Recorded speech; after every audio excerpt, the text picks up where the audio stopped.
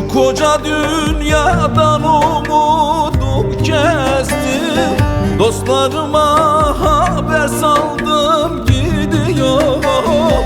Selamım almayan yarime küstüm, onu da defterden sildim gidiyorum.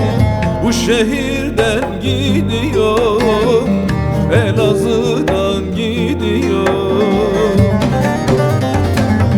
Selamım almayan yarime küstüm, onu da defterden sildim gidiyorum. Bu şehirden gidiyorum, Elazığ'dan gidiyorum.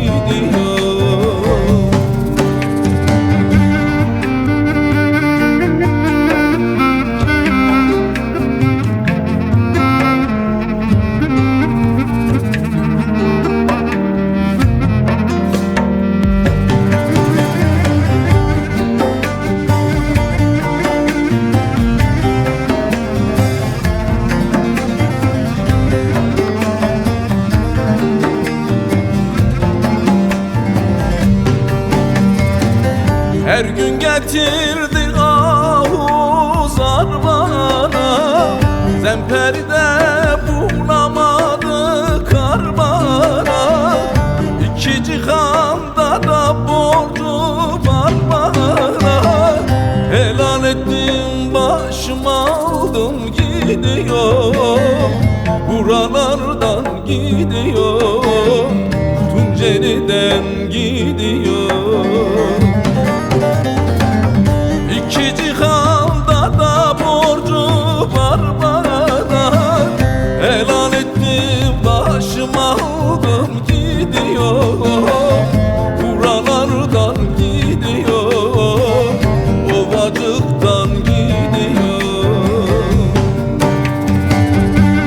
Bu acıyı yüreğime yar ekti, Kul Mansur'u ecel yanına çekti.